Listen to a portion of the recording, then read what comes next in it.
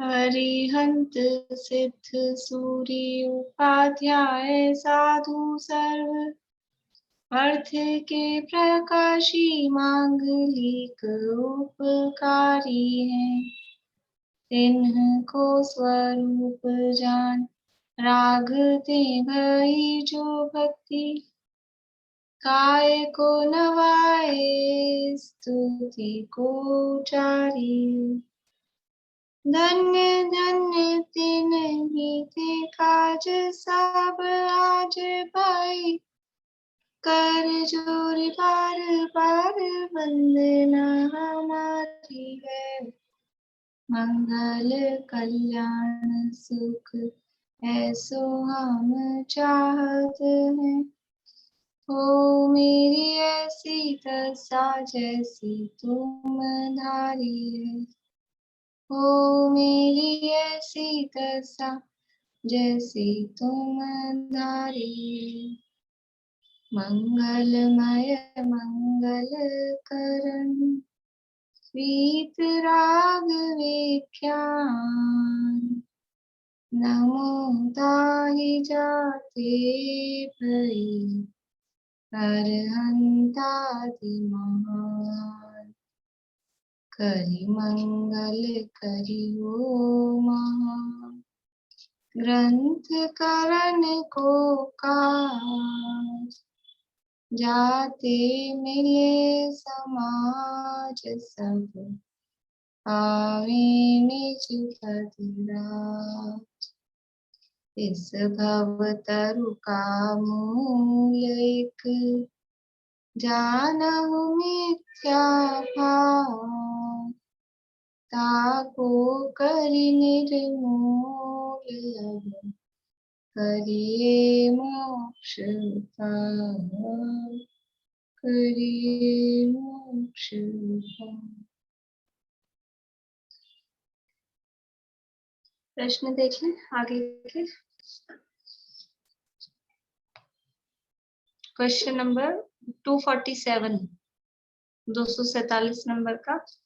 अनुप्रेक्षा किसे कहता है? ये व्यवहाराभासी जो है वो अनुप्रेक्षा किसे कहता है?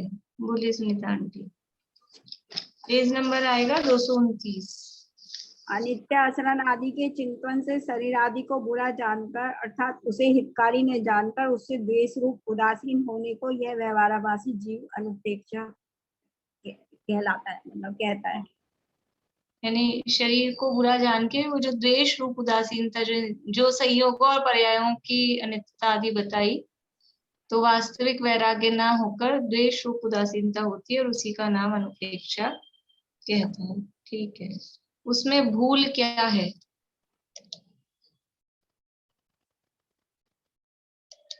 बोलो प्रीति।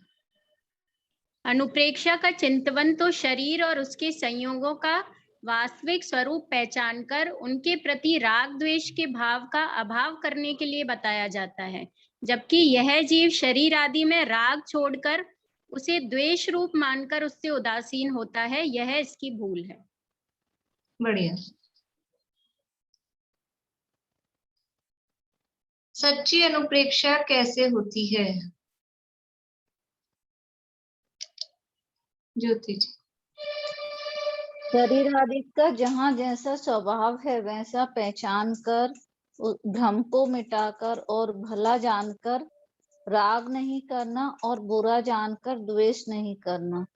ऐसी सच्ची उदासीनता के अर्थ यथार्थ अनित्य आदि भावनाओं का चिंतन करना वही सच्ची अनुप्रेक्षा है। यानी राग और द्वेष दोनों न हो, अपना भी स्वरूप जाने, शरीर आदि का भी स्वरूप जाने, और उनमें भले बुरे की जो मान्यता है वो न हो, राग द्वेष उनमें न हो, वो जो उदासीनता होती है वो वास्तव में सच्ची अनुप्रेक्षा होती है। परिचय सहना यानी परिचय जय किसे मानता है? बोलिए मनोरमा आंटी।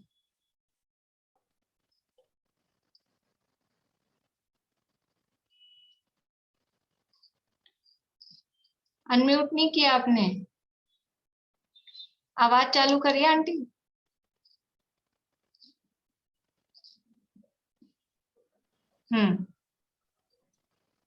क्षुधाधिक होने पे उनका नाश का उपाय नहीं करता, उसे परिचय से ना कहता है।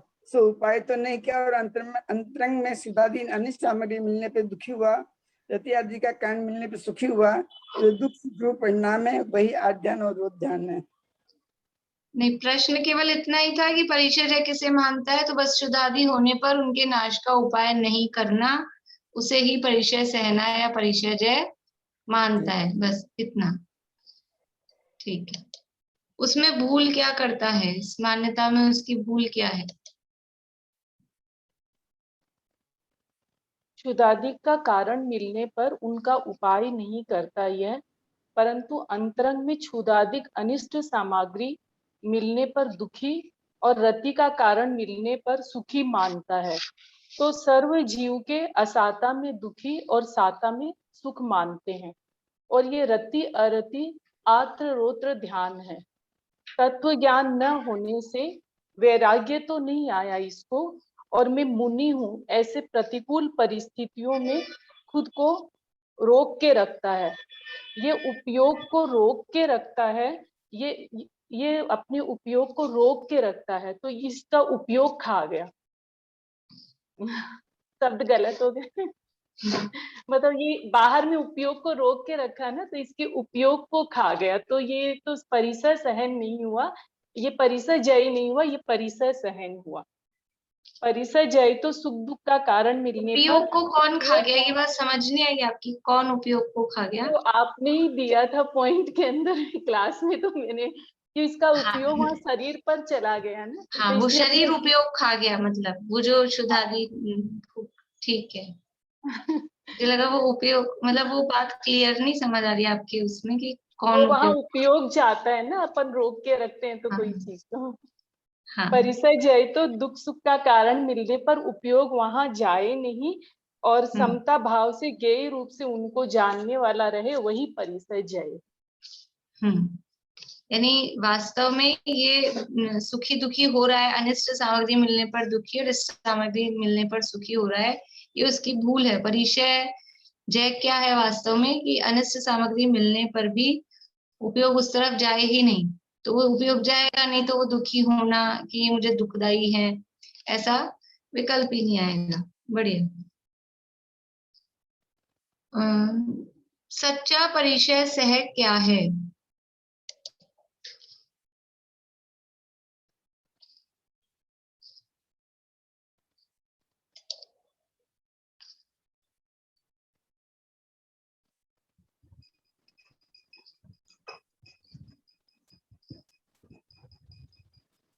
बोलिए आंटी। अच्छा, दुख का कारण, सच्चा परिचय जो है दुख का कारण मिलने पर दुखी ना हो और सुख का कारण मिलने पर सुखी ना हो, उन्हें गे रूप ही जानने वाला रहे, तो सच्ची परिचय जय होती है। यानी अकेला दुख के कारण मिलने पर दुखी ना हो और सुख के कारण मिलने पर भी सुखी ना हो, यानी सुख दुख में हम समता धारें, वो वाली जो बात है ना, तो वो ऐसी, चाहे सुख की परिस्थिति हो, रति की परिस्थिति हो अथवा अरति की परिस्थिति हो, सब में समभाव रहना, गे रूप से जानने वाला रहना, वो वास्तव में सच्चा परिचय है। चारित्र किसे मानता है?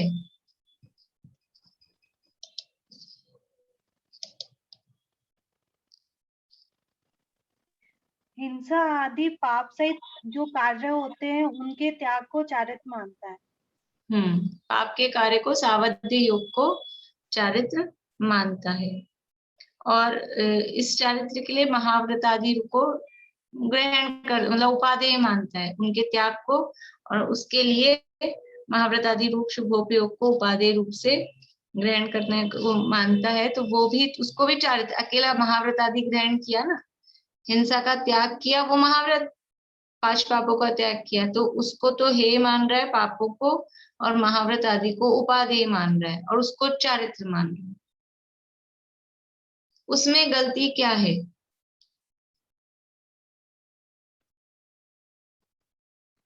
पूर्णिमा आंटी, आज आपका हाथ नहीं खड़ा हो रहा।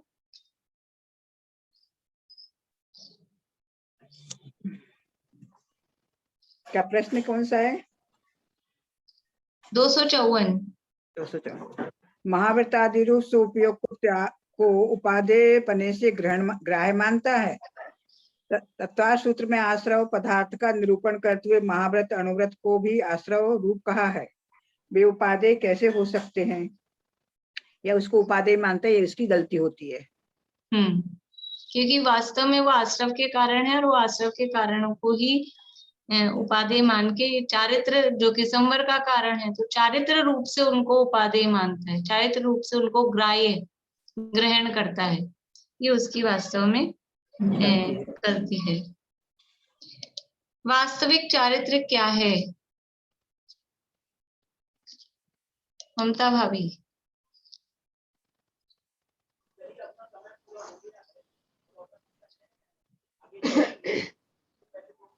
आश्रव तो बंध का साधक है और चारित्र मोक्ष का साधक है। इसलिए महाव्रत आदि रूप आश्रव भावों को चारित्रपना संभव नहीं होता। सकल कसाय रहित जो उदासीन भाव, उसी का नाम चारित्र है।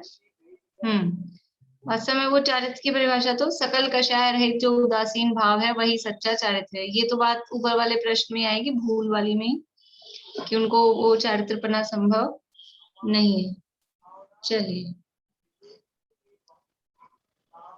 2 क्वेश्चन है और कर ले अभी।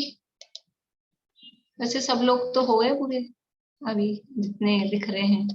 कल कर लेंगे 2 प्रश्न, कल के लिए कुछ नहीं बचेगा। ठीक है, आगे अभी अपनी चर्चा यहाँ चल रही है व्यवहाराभासी के संदर्भ में 7वें अधिकार में। और ये व्यवहाराभासी धर्म बुद्धि से धर्मधारक व्यवहाराभासी जो जीव है, इसके निर्जरा तत्व के संबंध में क्या गलती रहती है? निर्जरा का मतलब है कर्मों का आत्मा से एक देश अलग होना और अंदर शुद्धता की वृद्धि होना। आत्मा में शुद्धता की वृद्धि होना और बाहर में कर्मों का आत्मा से एक देश अलग होना, वो निर्जरा है। और वो निर्जरा किससे होती है? ये शुद्धि की वृद्धि और ये कर्म आत्मा से अलग होना। इसका मुख्य रूप से कारण कहा तप से निर्जरा होती है। लेकिन वास्तव में तप किसका नाम? वो वास्तविक तप का स्वरूप नहीं जानता, तो बाहरी जो तप है उनको करके क्रिया मात्र से सोचता है कि हमारे कर्म झड़ रहे हैं। लेकिन वो दूसरी जो है असली निर्जरा, शुद्धि की वृद्धि होना, उसकी भी खबर नहीं है। बाहर में कर्म झड़ जाएंगे, झड़ रहे हैं द्रव्य रूप से, वो निर्जरा समझता है। अंदर में शुद्धि बढ़ रही है कि नहीं बढ़ रही है तो खुद को समझ में आ सकता है।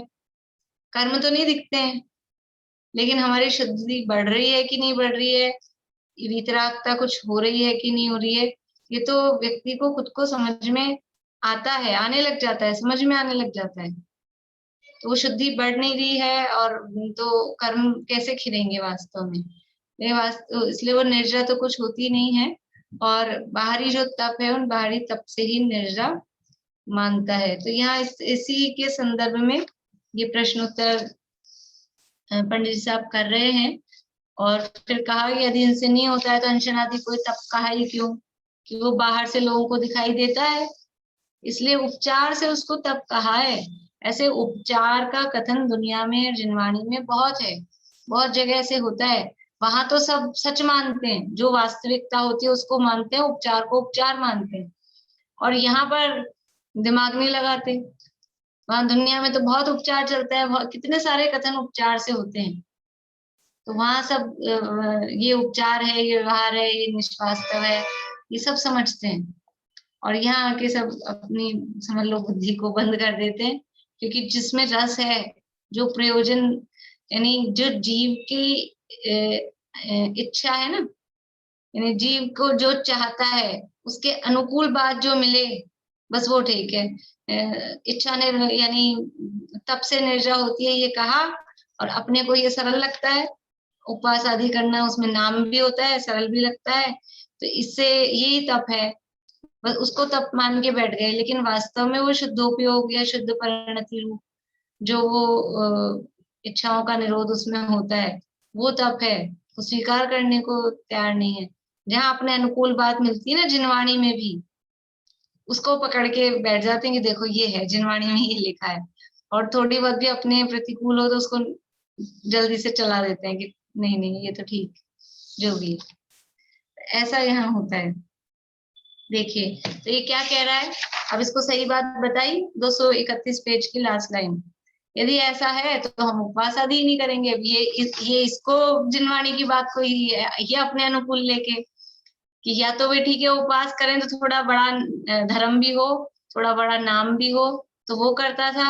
और अब इससे धर्म हो नहीं रहा और आप नाम भी हमारा खराब कर रहे हो, तो ठीक है वैसे भी हम कौन सा करना चाहते हैं, खाएंगे पिएंगे मौज करेंगे, क्या दिक्कत है, तो फिर हम उपवास आदि नहीं करेंगे। ऐसा अर्थ जिनवाणी पढ़ के, जैसा वो निश्चयाभासी वाली प्रकरण में उसमें आया ना, निश्चयाभासी ऐसा मानता है, उस तरह की बात ये करता है कि हम उपवास आदि नहीं करेंगे। तो उससे कहा 232 पेज पे, उपदेश तो ऊंचा चढ़ने को दिया जाता है, तो उल्टा नीचे गिरेगा तो हम क्या करेंगे। यदि तू मानाधिक से उपवास करता है और उपवास करने में 95% ये मान कषा है, 95 बोल रही हूँ, 5% छोड़ दिया है, और फिर लोभ कषाय, तो लोभ का यश का लोभ, मान कषाय भी क्या है, मान अकेला मान थोड़ी ना है, वो यश का लोभ है। मान की इच्छा, जहां जहां इच्छा है वो सब लोभ ही तो है। मान तो खाली अपने को, मान कषाय तो कम होती है, और मान की इच्छा वो सारे दिन चलती है। मान तो कभी कभार कोई अपनी बड़ाई करे कुछ करे तो थोड़ा सा मान आता है, वो तो कभी होता है, लेकिन ये इच्छा कि सब मेरी बड़ाई करें, ये इच्छा तो दिन भर चलती है ना, नहीं हो रही होती है तब भी इच्छा तो रहती है। वो क्या है, वो मान की इच्छा, यश का लोभ, वो लोभ है, वो लोभ के वशीभूत होकर करता है, मान के वशीभूत होकर करता है। तो ये इससे करता है तो कर या मत कर, और दूसरे लोभ तो लोभ है ही, मान लो कपड़े लत्ते का है, रुपए पैसे का है, वो तो अलग है, लेकिन मान का जो लोभ है, यश का लोभ, वो भी तो लोभ है। तो कर चाहे मत कर कुछ सिद्धि नहीं है, क्योंकि वो कर भी रहा है और इस लोभ से कर रहा है, तो उल्टा अशुभ ही भाव हो रहा है। तो करे चाहे मत कर कुछ सिद्धि नहीं है। और यदि धर्म बुद्धि से आहार आदि का अनुराग छोड़ता है तो जितना राग छूटा उतना ही छूटा, परंतु इसी को तप जानकर इससे निर्जा मानकर संतुष्ट मत हो। यानी इसमें भी अगर इतनी आधी लाइन ही पढ़े ना, जितना राग छूटा उतना ही छूटा, और आगे की नहीं पढ़े परंतु, तो भी ऐसा लगे कि ठीक है जितना छूटा उतना तो धर्म हो गया। ये धर्म नहीं हुआ है अभी भी, हाँ, लेकिन राग हमारा कम हुआ तो हम थोड़े लाइन पे हैं, क्योंकि राग कम करते करते राग का अभाव करना वही हमारा उद्देश्य है। अकेला कम करना उद्देश्य नहीं है, लेकिन एकदम से कम कैसे होगा, एकदम से खत्म कैसे होगा, कम होते होते ही खत्म होना, ऐसा होता है ना। तो हमारा राग छूट रहा है, कुछ कम हो रहा है, वही ठीक है, परंतु वो धर्म हो गया, उसको धर्म मानकर संतुष्ट होना वो उचित नहीं है कि ये तुम धर्म हो गया हमारे, ऐसा नहीं। बोलिए ममता भाभी।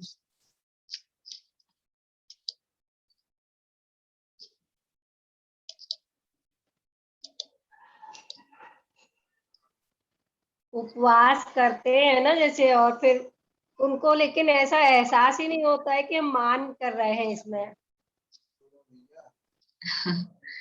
वो तो एहसास तो किसी को होता भी है, कोई करना नहीं चाहता है एहसास, हाँ, कहने को मना करेंगे कि नहीं है, लेकिन वो तो खुद को अंदर तो खुद की अभी परिणति, वही वासना होती है, खुद की परिणति तो खुद को समझ में आती है, पर हम यदि करें तो हमें हमारी ऐसी परिणति न हो। हम तो वो देख लें कि हमारी परिणति में इस तरह की भावना नहीं हो। हम भी करते हैं एक आसन उपवास, तो किसी भी तरह से यश का मान का ये लोभ न हो।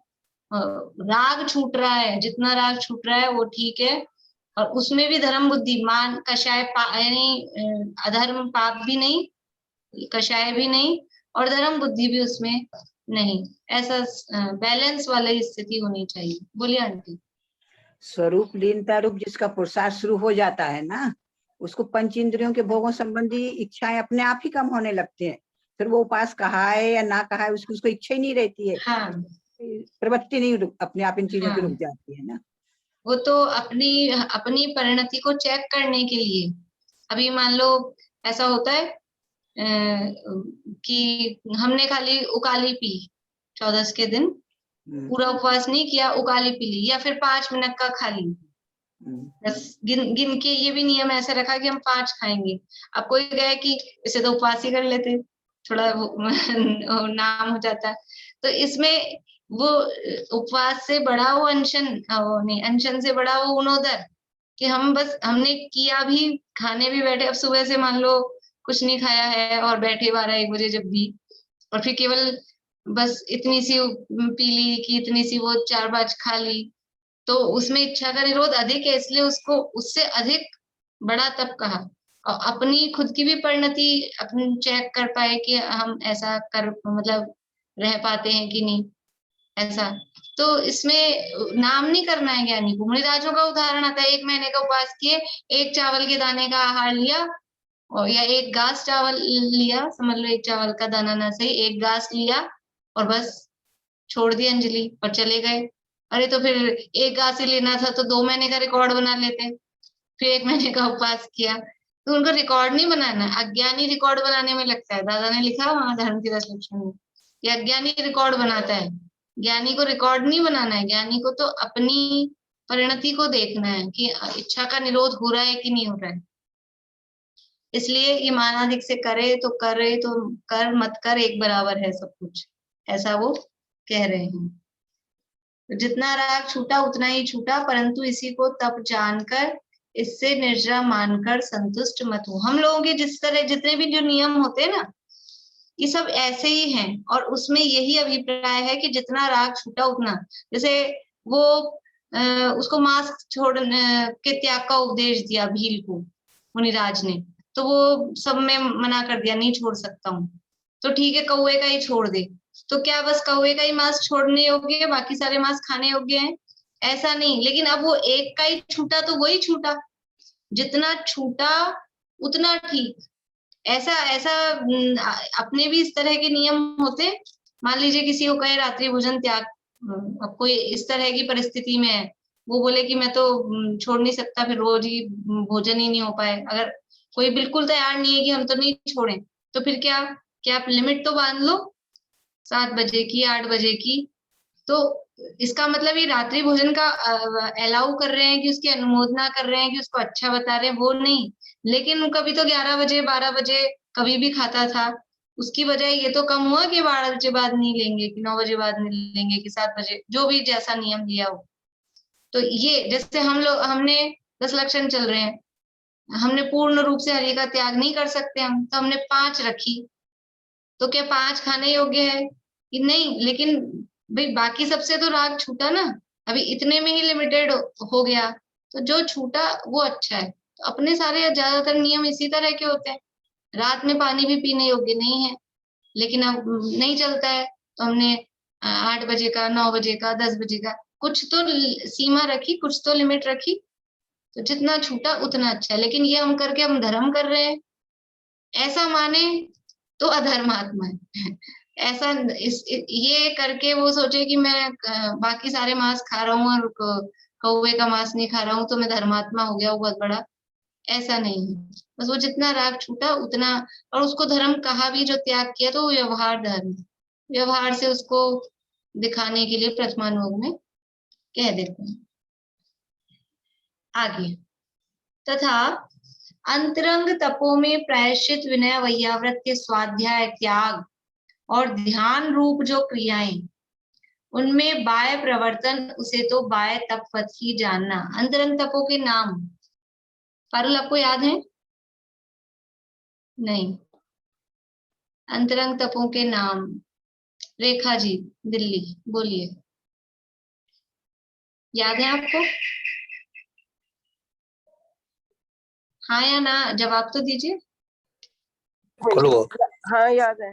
हाँ तो बोलिए। ये अनशन, ये अनशन, अंतरंग प्रायश्चित। अच्छा, विनय प्रायश्चित, विनय प्रायश्चित। चलिए बोलिए पवन। हाँ बोलो। प्रायश्चित, विनय, वैयावृत्य, स्वाध्याय, व्यासर्ग और ध्यान। हाँ, प्रायश्चित, विनय, वैयावृत्य, स्वाध्याय, व्युत्सर्ग और ध्यान। अब यहाँ क्या नाम लिखे हैं? प्रायश्चित, विनय, वैयावृत्य, स्वाध्याय, त्याग और ध्यान। आपका ध्यान पड़ा था कि ये नाम बदले हैं?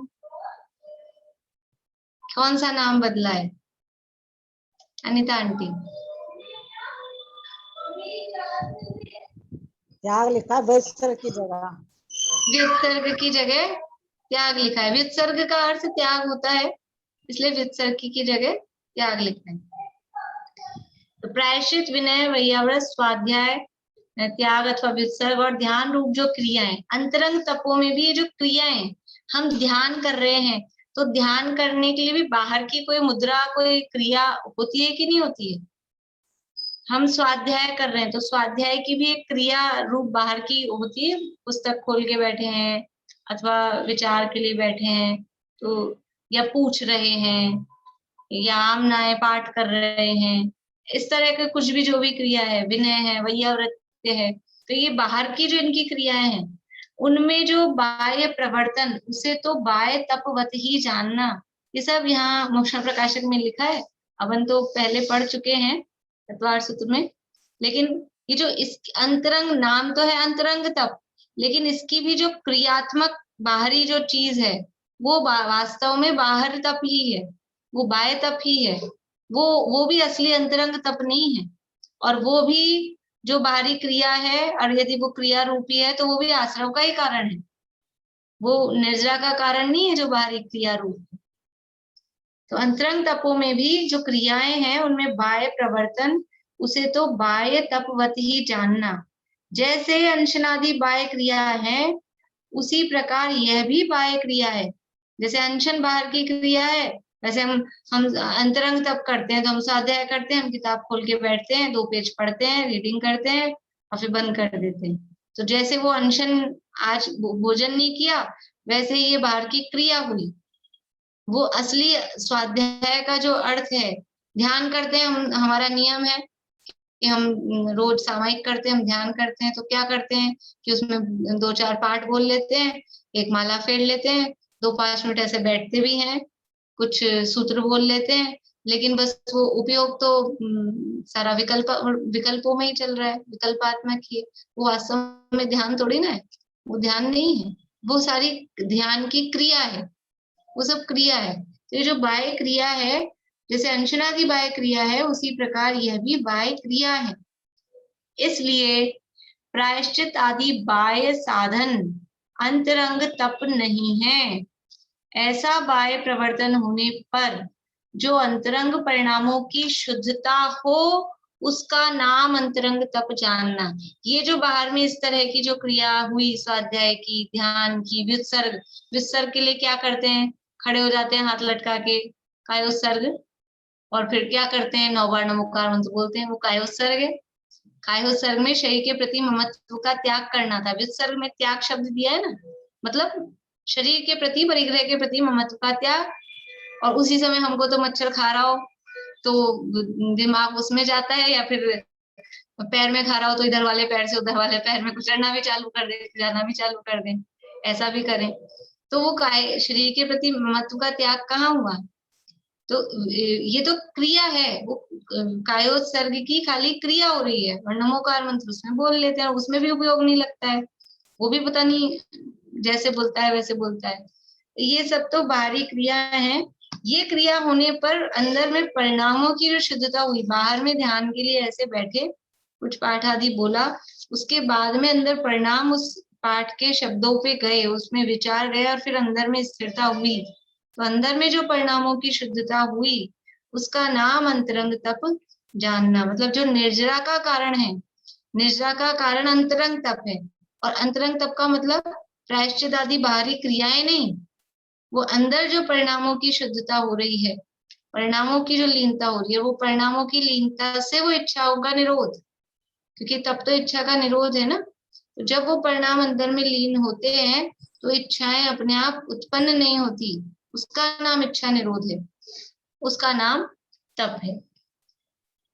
वहां भी इतना विशेष है कि बहुत शुद्धता होने पर शुद्धोपयोग रूप परिणति होती है। वहां तो निर्जरा ही है, बंध नहीं होता। और अल्प शुद्धता होने पर शुभोपयोग का भी अंश रहता है। इसलिए जितनी शुद्धता हुई उससे तो निर्जरा है, और जितना शुभ भाव है उससे बंध है। ऐसा मिश्र भाव युगपत होता है, वहां बंध और निर्जरा दोनों होते हैं। देखिए, ये जो बात संवर तत्व के संबंध में कही थी, मिश्र भाव वाली, क्योंकि संवर में जब मिश्र भाव है तो निर्जरा में भी मिश्र भाव है। क्या कह रहे हैं? बहुत शुद्धता होने पर शुद्धोपयोग रूप परिणति होती है। बहुत शुद्धता मतलब वो बाहर में क्रिया हो रही है, ध्यान की क्रिया, तो उसमें ऊपर कहा कि अंतरंग परिणामों की शुद्धता हो। तो ध्यान के लिए बैठे और अंतरंग में परिणाम विशेष रूप से शुद्ध हुए तो क्या होगा कि उस ध्यान की क्रिया के काल में अंदर में शुद्धोपयोग हो गया, उपयोग आत्मा में चला गया वास्तव में। तो वो बहुत शुद्धता होने पर अब हमारी परिणति भी कैसी हो गई है? शुद्धोपयोग रूप परिणति। परिणति मतलब वर्तमान जो पर्याय है वो कैसी हो गई है? वो शुद्धोपयोग रूप। ऐसे तो परिणति शुद्ध चल रही थी सम्यक दृष्टि ज्ञानी जीव की, उस दिन अपन ने बात की थी शुद्धोपयोग और शुद्ध परिणति की। शुद्धोपयोग का मतलब है जिस समय उपयोग आत्मा में लीन है वो है शुद्धोपयोग। और शुद्ध परिणति का मतलब क्या है कि समय दर्शन होने के बाद में उपयोग आत्मा में अब लीन नहीं है, उसके बावजूद भी वो जो सम्यक दर्शन मेंटेन है, मतलब कि मिथ्यात्व और अनंतानुबंधी का जो अभाव है, या पंचम गुण स्थान है तो 2 कषाय का अभाव है, या छठा गुण स्थान 7वां गुण स्थान है तो 3 कषाय चौकड़ी का अभाव है। तो वो जितना कषायों का अभाव हुआ उतनी वो वीतरागता वो मेंटेन रहेगी कि नहीं? क्योंकि उपयोग हर समय आत्मा में रहेगा तो भगवान ही हो जाएंगे। भगवान तो अभी हुए नहीं है, तो उपयोग तो बाहर आएगा। उपयोग अंदर है तब है, वो कहलाता है शुद्ध उपयोग। उपयोग बाहर आया शुभ में अथवा अशुभ में, चौथे वाले का, पांचवे वाले का, तब भी वो वीतरागता कायम है। उस कायम वीतरागता को कहते हैं शुद्ध परिणति। उसका अपन ने उदाहरण लिया था कि मोबाइल चार्ज पे लगा हुआ है, वो तो है शुद्धोपयोग, वो चार्जर के साथ ज्वाइन है, और चार्जर से निकालने के बाद भी वो चलता है कि नहीं चलता है, काम देता है कि नहीं काम देता है, उसके बाद भी वो काम देता है। तो वो काम क्यों दे रहा है? कि उसमें वो चार्जिंग मेंटेन है, अभी चल रही है, उसमें स्टोर हो गई है, वो चार्ज हो गया है, तो वो इतनी देर चलेगा। तो ऐसे ही इतनी देर वो शुद्ध वीतरागता, यानी जितनी कषाय चौकड़ी का भाव हुआ है उतनी वीतरागता वो रहती है उपयोग बाहर आने पर भी, उसको कहते हैं शुद्ध परिणति। लेकिन जिस समय बहुत शुद्धता हुई, ये बाहर में तप की क्रिया की कोई सी भी, और उसमें शुद्धता बढ़ गई, अंतरंग तप की जो भी प्रवृत्तियां हैं, और बहुत शुद्धता होने पर वो अभी जो परिणति चल रही थी खाली, वो परिणति उपयोग रूप भी हो गई, तो शुद्धोपयोग रूप परिणति होती है। समझ में आ रही बात पारुल? वापस से वो उपयोग, यानी उपयोग में अभी शुभ अशुभ भाव चल रहे थे। उपयोग मतलब वर्तमान ज्ञान की पर्याय। उपयोग का अर्थ, उपयोग कहलाता है ज्ञान दर्शन के व्यापार को उपयोग कहते हैं। तो दर्शन तो साइलेंट जैसा है, वो अपने को दिखता भी नहीं है, ज्ञान समझ में आता है। तो वर्तमान ज्ञान दर्शन की कहो या वर्तमान ज्ञान की जो अवस्था है वो कहलाता है उपयोग। तो जैसे कि जिसे हम ध्यान शब्द में भी कहते हैं, आपका ध्यान किधर है? कभी कभी ऐसा होता है ना, बैठे तो हैं और फिर कहीं और है, तो कह रहे आपका उपयोग किधर है, आपका ध्यान किधर है? तो हम अपनी मतलब रूटीन की भाषा में उसको ध्यान शब्द से कहते हैं, वही उपयोग अपनी वर्तमान ज्ञान की जो अवस्था है। तो वर्तमान ज्ञान की अवस्था में अभी आत्मा नहीं है, लेकिन फिर भी एक वो वीतराग का अंदर मेंटेन है चौथे गुण स्थान में। और अभी जब ये तप की अवस्था में आए, ध्यान रूप अवस्था में आए और शुद्धता बढ़ गई, तो वो शुद्धता बढ़ने पर अब वो उपयोग जो बाहर था वो उपयोग अंदर आ गया, तो वो अब जो परिणति अपनी वर्तमान थी वो शुद्धोपयोग रूप हो गई। जो शुभ शुभ भाव रूप जो अपनी उपयोग यानी वर्तमान की पर्याय चल रही थी, वो अब शुद्ध भाव रूप हो गई। उसको कहा शुद्धोपयोग रूप परिणति होती है। वहां तो निर्जरा ही है, जब शुद्धोपयोग हो रहा है तो वहां दूसरा कोई अभी भाव नहीं है सामने फ्रंट में बुद्धिपूर्वक में, वहां तो निर्जरा ही है, बंध नहीं होता है। और अल्प शुद्धता होने पर, अल्प शुद्धता का मतलब उतनी शुद्धता नहीं हुई जितना उपयोग उसमें जुड़ने के लिए, आत्मा में जुड़ने के लिए जितनी शुद्धता चाहिए थी उतनी शुद्धता नहीं हुई। तो वो अल्प शुद्धता होने पर शुभोपयोग का भी अंश रहता है, का भी अंश रहता है, मतलब शुभोपयोग का भी अंश रहता है, मतलब वो परिणति तो है, शुद्ध परिणति तो है चालू, लेकिन शुद्ध परिणति के साथ में शुभोपयोग। यहाँ तो बात मुनिराजों की मुख्यता से की है, इसलिए अकेला शुभोपयोग लिखा है। चौथे वाले के देखेंगे तो अशुभोपयोग का भी रहेगा, मुनिराजों की मुख्यता से बात है। तो जब अल्प शुद्धता है, यानी कि शास्त्र लेखन का काम हो रहा है, उपदेश का काम हो रहा है, इस तरह के आहार विहार के काम हो रहे हैं, तो वो शुद्धता अल्प है। अल्प शुद्धता होने पर, या मुनिराज भी स्वाध्याय के लिए बैठे हैं, तो स्वाध्याय के लिए बैठे हैं तो हर समय शुद्धोपयोग थोड़ी ना होगा उनको भी, यानी जब उनका होगा छठा सातवां उस हिसाब से होगा, तो वो बिना शुद्धोपयोग वाली दशा भी होगी, तो उस समय शुभोपयोग है। तो अल्प शुद्धता होने पर शुभोपयोग का भी अंश रहता है, इसलिए जितनी शुद्धता हुई उससे तो निर्जरा है। मुनिराज के निर्जरा किससे है? वो आहार कर रहे हैं। देखो मुनिराज के ये अपने आगे सूत्र आएगा 9वें अध्याय में, सम्यक दृष्टि श्रावक वृत्तानंत वियोजक दर्शन मोह शपोप शंकोप शांत मोह शपक क्षीण मोह जिना क्रमशो असंख्य गुण निर्जरा। तो सम्यक दृष्टि से श्रावक की, श्रावक मतलब पंचम गुण स्थानवर्ती, पंचम गुण स्थानवर्ती से मुनिराज की निर्जरा अधिक है, ज्यादा निर्जरा हो रही है। पांचवें गुण स्थान में कोई जीव है, एक जीव चौथे वाला, एक पांचवे वाला, एक छठे सातवें वाले मुनिराज, किसके निर्जरा ज्यादा है? चौथे वाला, अभी दो ही लेते हैं, छोड़ो चौथे वाले को। पांचवे वाला वो तो बैठा है सामायिक में, पांचवे वाला बैठा है सामायिक में ध्यान की अवस्था में, और छठे सातवें वाले जो मुनिराज हैं वो गए हैं आहार के लिए। किसके निर्जरा ज्यादा होगी, श्रावक के कि मुनिराज की? मुनिराज के। सबका जवाब सही है, मुनिराज की निर्जरा ज्यादा होगी। क्यों होगी? क्योंकि निर्जरा बाहर की क्रियाओं से नहीं होती है, आपकी क्रिया क्या चल रही है बाहर में, उससे निर्जरा का संबंध नहीं है। निर्जरा का संबंध तो किससे है कि संवर पूर्वक निर्जरा होती है, संवर कितना हुआ है, और निर्जरा होती है शुद्ध परिणति के से। वास्तव में शुद्ध परिणति से निर्जरा होती है, तो वो शुद्ध परिणति यानी वो वीतरागता कितनी है। शुद्धोपयोग के काल में विशेष निर्जरा होती है, लेकिन बाकी टाइम पे वो शुद्ध परिणति रहती है, उससे निर्जरा होती है। और जिस समय शुद्धोपयोग होता है उस समय थोड़ी विशेष होती है, ऐसा। तो शुद्ध परिणति किसकी कितनी है? चौथे वाले के तो एक कषाय चौकड़ी के भाव पूर्वक की है, पांचवे वाले के दो कषाय चौकड़ी के भाव पूर्वक की है, और छठे सातवें वालों के वो 3 कषाय चौकड़ी के भाव पूर्वक है। तो वो जितनी वीतरागता है, जितनी शुद्ध परिणति है, उसके अनुपात में निर्जरा होती है। इसलिए जितनी शुद्धता हुई उससे तो निर्जरा है, और जितना शुभ भाव है उससे बंध है। वहां कहा था जितना संवर है, जितना कर माना रुके उतना संवर है, और जितना राग है उतने बंध है। वहां भी ऐसा कहा था ना, ये नांशेन रागस ते नांशेन बंधनम भवति, वही बात यहाँ पर है। अल्प शुद्ध, हाँ बोलिए। तो यहाँ पे जो अल्प शुद्धता है ये शुद्ध परिणति है। हाँ, इसको अल्प शुद्धता, शुद्ध परिणति मतलब शुद्ध परिणति जितनी है वैसा कह सकते हैं उसको।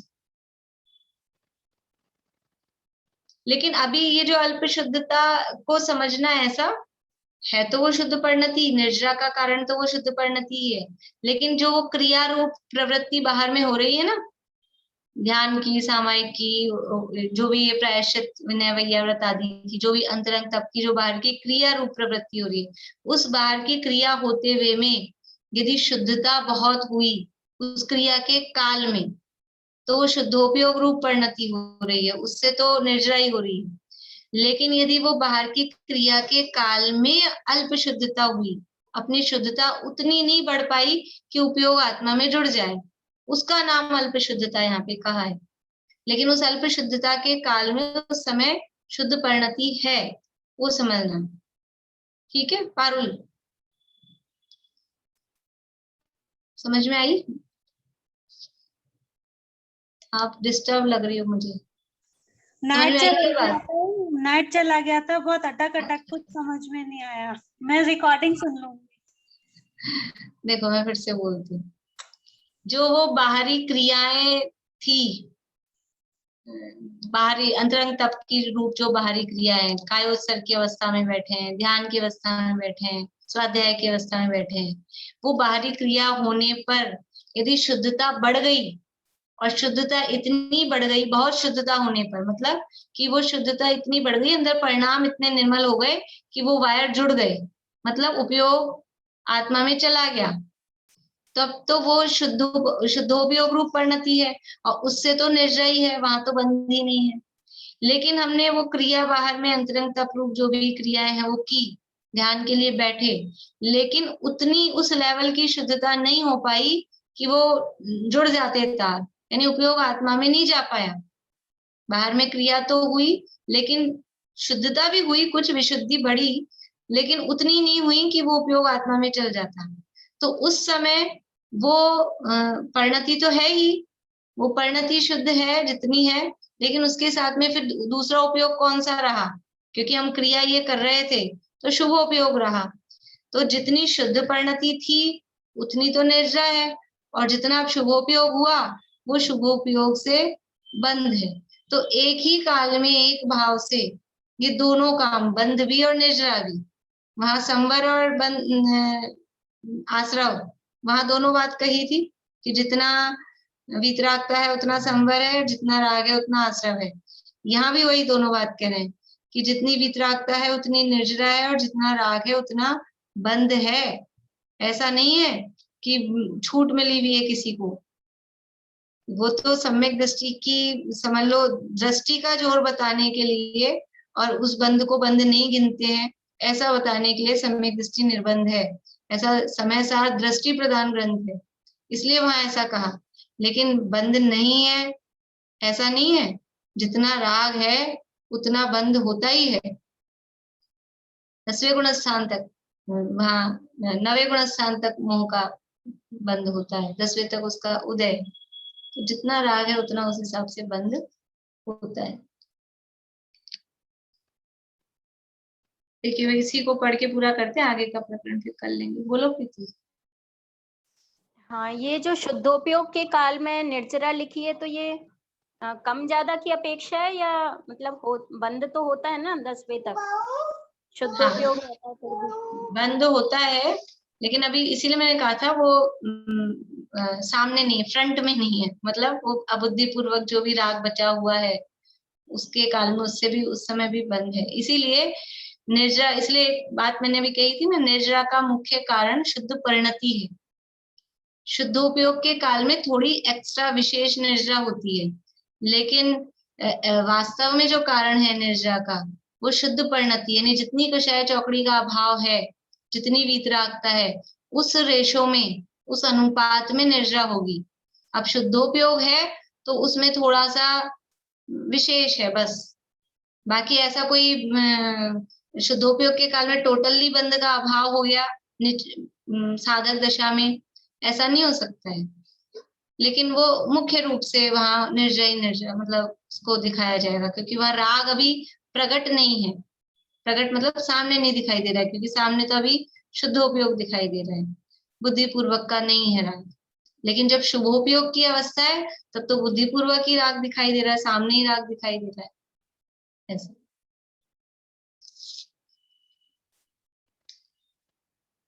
देखिए इस पैराग्राफ को पढ़ के फिर पूरा करती हूँ, वापस पढ़ती हूँ। वहां भी इतना विशेष है कि बहुत शुद्धता होने पर शुद्धोपयोग रूप परिणति होती है, वहां तो निर्जरा ही है, बंध नहीं होता। और अल्प शुद्धता होने पर शुभोपयोग का भी अंश रहता है, इसलिए जितनी शुद्धता हुई उससे तो निर्जरा है, और जितना शुभ भाव है उससे बंध है। ऐसा मिश्र भाव युगपत होता है, वहां बंध और निर्जरा दोनों होते हैं। और ये बहुत शुद्धता होने पर शुद्धोपयोग रूप परिणति होती है। यद्यपि क्योंकि ये प्रकरण तप वाला चल रहा है ना, इसलिए उन्हीं के लिए लगाएंगे। अपन इसको इसमें अनंत भगवान को ले नहीं सकते हैं। अनंत भगवान को अपन ऐसे नहीं कह सकते कि इनकी शुद्ध परिणति चल रही है, इसलिए वो मुनिराजों की अपेक्षा ही है, जो अपन ने देखा वही अपेक्षा है। बोलिए ममता भाभी। यहाँ ये अल्प शुद्धता ली है ना, और शुभ उपयोग भी लिया है, तो इसलिए बोलते हैं कि शुभ उपयोग को ही शुद्ध बोलने लगते हैं। इसलिए जी जो अल्प शुद्धता क्या होती है बोलते हैं, वो शुभ उपयोग ही तो लिया है ना आगे उन्होंने। हाँ, तो आप, मैं समझ नहीं पाई प्रश्न क्या है आपका। प्रश्न ये है कि या तो पूर्ण शुद्धता हो तो शुद्ध उपयोग है ही, लेकिन अल्प शुद्धता ली है ना, तब उसके आगे उन्होंने लिखा है कि अल्प शुद्धता होने पर शुभ उपयोग का भी अंश रहता है। तो अल्प शुद्धता को कैसे पकड़े हो, उसको शुभ उपयोग को ही कह देते हैं कि शुभ उपयोग ही शुद्ध हो गया है। हाँ, मतलब ऐसा कह देते हैं दुनिया में। हाँ, तो वो शुद्धता निर्जरा मानते हैं फिर, इसलिए एक्चुअल में वास्तव में अल्प शुद्धता का मतलब ही ये है कि वो, क्योंकि थोड़ी भी अल्प शुद्धता एक्चुअल में शुद्धता होती तो उपयोग आत्मा में जाता है। वो अल्प शुद्धता का मतलब वही है, विशुद्धि उतनी, यानी वो पूर्ण रूप से उतनी नहीं बढ़ी। इसलिए मैंने वो शब्द ऐसे आपको बताए कि वो उतनी शुद्धता नहीं हो पाई कि उपयोग आत्मा में चला जाए। तो वो परिणति तो रही, लेकिन वो उपयोग रूप नहीं हो पाई। दो स्थितियां होगी ना, या तो उपयोग रूप हो या उपयोग नहीं हो। तो बहुत शुद्धता होने पर तो उपयोग रूप हो गया, लेकिन अब वो अल्प शुद्धता शब्द उसको दिया है, मतलब कि वो उपयोग रूप नहीं आ पाया उतना। जैसे कोई कूद रहा है, छलांग लगा रहा है, तो या तो वो कूद पाए, पार हो जाए, और नहीं तो उसकी कमी रह गई कूदने में, तो वो नीचे ही रहेगा ना। तो उसको ये कहेंगे इसकी वो ताकत कम रही, तो अल्प शुद्धता रही, ऐसा वर्ड, लेकिन वो है विशुद्धता ही। शुद्ध परिणति लेना चाहिए था फिर, इसलिए था। हाँ, वो शब्द उन्होंने ऐसा लिए ना इससे फिर हाँ, भ्रम नहीं होता फिर इससे कि शुभ भाव को इन अल्प शुद्धता कही है। ठीक है, वो तो जो उन्होंने लिखा है। चलिए, जिनवाणी स्तुति करें। और किसी को प्रश्न है?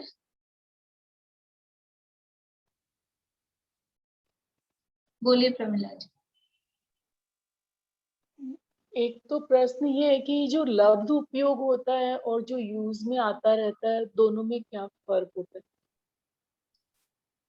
लब्धि, वो जो लब्धि और उपयोग शब्द हैं वो समझ लीजिए हमारे सूक्ष्म ज्ञान के रूप में है, सूक्ष्म ज्ञान के लिए है। कि लब्धि में यानी कि हमको जितना भी ज्ञान का उभाड़ है टोटल, वो कहलाता है लब्धि में। और जो हम यूज में ले रहे हैं वो कहलाता है उपयोग। जो लब्धि उपयोग भावेन्द्रियम सूक्ष्म ज्ञान के लिए जो बात आती है वहां, यहाँ वो हम उसको शुद्ध परिणति शब्द दे रहे हैं। वो लब्धि जैसा अपन उसको समझ सकते हैं कि वो है, चल रहा है। जैसे लब्धि का मतलब क्या है कि हमारे पास कितना बैंक बैलेंस है, वो लब्धि है। लेकिन अभी जेब में कितना है, अभी बाजार गए हैं तो क्या खरीद पाएंगे कि जेब में जो होगा वो है उपयोग। या फिर जेब में जितना है वो लब्धि, और अब हम जितना खरीद रहे हैं उसमें से जो निकाल के दिया वो उपयोग। तो वो वहां भावेंद्री के संबंध में सूक्ष्म ज्ञान के लिए लब्धि और उपयोग शब्द यूज में आते हैं। यहाँ पर है तो ऐसा ही कि उपयोग में आत्मा है कि वो लब्धि में, मतलब वो परिणति में, लेकिन उसको लब्धि शब्द कम देते हैं, वो परिणति शब्द उसके लिए दिया जाता है कि वो शुद्ध परिणति चल रही है, वो परिणति में मेंटेन है। जैसे परिणति के लिए ऐसे, जैसे इंग्लिश में बोलते हैं आई हैव बीन, मतलब हम कहीं जाके आए, हम समय शिखर जी जाके आए, तो वो अपनी उसमें रहती है यादों में, जैसे कि वो बोलते ही अपने को ऐसा लगता है याद है। ये परिणति, कि वो परिणति चल रही है हमारी। और कभी कभी बहुत ज्यादा लंबा समय हो जाता है, तब तो सब भूल गए, कुछ भी याद नहीं, मंदिर कैसा था, कहाँ था, क्या था, तो वो परिणति में से भी चला गया ऐसा। और जब तक वो उसकी याद बनी रहती है, वो परिणति में। तो वो हम सूक्ष्म ज्ञान के लिए उसी के लिए लब्धि और उपयोग शब्द यूज में लेते हैं, और यहाँ आत्मा के संदर्भ में उसको शुद्ध परिणति और शुद्ध उपयोग ऐसा शब्द लेते हैं। समझ में आया आपको? माने कि जो लब्ध जो आप बोल रहे हो वो शुद्ध परिणति के रूप में यहाँ पर होगा। हाँ। और जो यूज कर रहे हैं इस उपयोग को, वो जो ज्ञान प्रति समय जो यूज आ रहा है वो अलग, और शुद्ध परिणति अपनी हाँ, वो लब्ध रूप में। परिणति तो मतलब परिणति का मतलब है वो फीलिंग, जैसे मैंने कहा ना, हम कहीं जाके आते हैं तो वो फीलिंग बनी रहती है ना। कहीं अभी अभी कोई अच्छे आप घूम के बाहर, जिसको जिसका इंटरेस्ट हो, यात्रा जाके आए कि घूम के आए कि, तो वो फीलिंग में बना नहीं रहता एकदम वहीं वहीं की वैसी, बिल्कुल। जो चीज अच्छा लगता है तो वो नाम सुनती है, हाँ मजा आ गया, या कुछ खाने पीने की स्वाद आता रहता है। हाँ, रसगुल्ला समझ लो, स्वाद आता है। खाने की चीज समझ लो, जिस जो भी हो, वो परिणति में रहती है ना। रसगुल्ला बोलते ही सबको समझ में आया कि एकदम, इमली बोलते ही रसगुल्ले से भी तो इमली होती है, इमली बोलते ही मुंह में पानी। अब पता नहीं आजकल के तो लोगों को स्वाद ही नहीं पता, तो पानी भी नहीं आता मुंह में लेकिन वो पुरानी कहावत है, इमली बोलते ही मुंह में पानी आता है। उस चीज की खुमारी बनी रहती है वो। हाँ, खुमारी शब्द भी उसके लिए बोल सकते हैं। मीठी आने लगा लगी। खुमारी हर किसी को समझ में आएगा, मालूम नहीं, खुमारी समझ में आता है। वो बनी रहती है, फीलिंग बनी रहती है, उसका नाम परिणति। तो यूज में उस समय अपना ज्ञान जो चल रहा है वो कोई भी चीज में चल सकता है, उसमें ये नहीं है कि वो परिणति रूप वही ज्ञान चलेगा। हाँ, वो कुछ भी वर्तमान चल जो सकता उपयोग है वो तो भूमिका के अनुसार चलेगा ना। जैसे चौथे वाला है तो उसका अशुभ में भी जाएगा, हाँ। पांचवे वाले का भी यथा योग्य जितना है उतना अशुभ में भी जाएगा, छठे सातवें में अशुभ नहीं है, तो वो तो जिसकी जो जिस भूमिका में है उपयोग तो बाहर जाएगा ही जाएगा, क्योंकि सारे टाइम कंटिन्यू उपयोग लगा ही रहता तो वो अरहंती हो जाती। हाँ। वो साधक दशा ही कहाँ रहती। एक प्रश्न और है, चारित्र में जो ये दिया ना, हिंसा आदि सावधि योग के त्याग को चारित्र मानता है, तो यहाँ जैसे अहिंसा आदि शुभ सावध योग कोई ऐसा होगा क्या उसमें? जो शुभ सावध्य नहीं, सावध्य का अर्थ क्या है? सावध्य का मतलब होता है पाप का।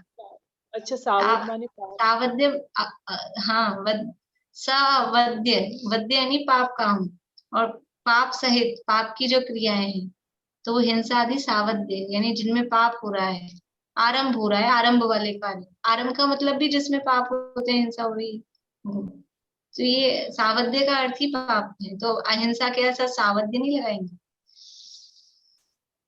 शब्द का मीनिंग क्लियर नहीं हुआ था। ठीक,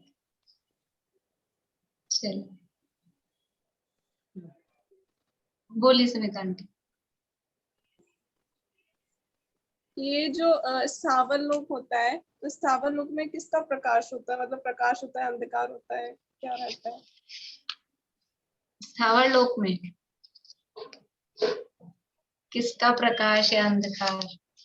देखो वहां कुछ ना कुछ ऐसा तो देखने में, मतलब ख्याल में नहीं है अभी कि अंधकार है या प्रकाश है, लेकिन पुद्गल तो वहां है, तो कुछ ना कुछ तो होगी अवस्था, देखने में भी ख्याल नहीं है।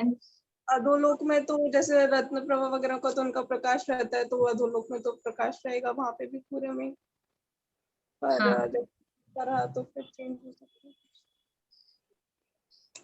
देखना पड़ेगा अगर कहीं मिलेगा तो। प्रश्न क्या है ज्योति?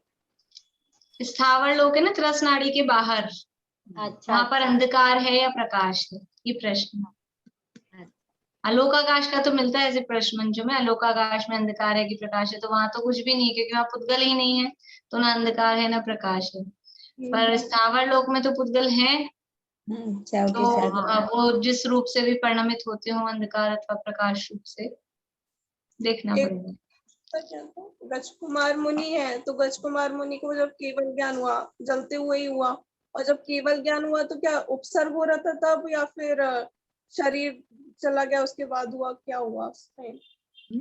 नहीं, उपसर्ग, वो सिगड़ी जलती है, सिगड़ी जल रही है, उसके काल में उन्होंने कर्मों का नाश किया, 4 घातीय कर्मों का, और जैसे ही केवल ज्ञान होता है शरीर वापस से परमोदारिक हो जाता है ना, तो शरीर सही हो गया। वो अंतःकृत केवली होते हैं, उनका भी वो 14वें गुणस्थान का कुछ काल तो होता ही है, लेकिन फिर भी वो तुरंत ही, यानी वो काल बहुत कम होता है, तो वो तुरंत ही सिद्ध हो जाते हैं। और ये शायद गज कुमार मुनिराज उपसर्ग केवली थे या अंतःकृत। अगर उपसर्ग केवली है तो वो शरीर वापस से सही हो जाता है, और फिर वो जो भी गंधकुटी आदि की रचना होती है, और फिर जितने काल रहना हो आयु शेष उतने काल रहते हैं। जैसे गुरुतत्व मुनिराज तो उपसर्ग केवली है, अंतःकृत नहीं है, तो उनको भी रुई में लपेट के आग लगा दी तो शरीर तो जल ही गया होगा ना, पूरे आग लगाई हुई तो। पर वो उसी काल में उतने में ही वो शपथ श्रेणी आरोहण करके और 4 घातीय कर्मों का नाश हुआ, और जैसे ही 4 घातीय कर्मों का नाश हुआ, अपन तो इतना बोल रहे हैं कि जैसे और वैसे, वहां तो इतना समय लगता ही नहीं, वो तुरंत ही वो वापस परमोदारिक शरीर हो गया, और वो 5000 धनुष ऊपर आकाश में तुरंत पहुंच जाते।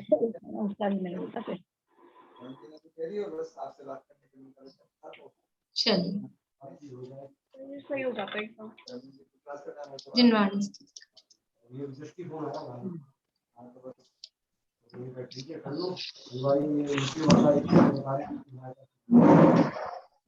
मुनि मन हरण श्री मुनि सुव्रत, चतुष्पद परित्याग कर, निज पद विहारी हो गए तुम, अपद पद परिहार कर।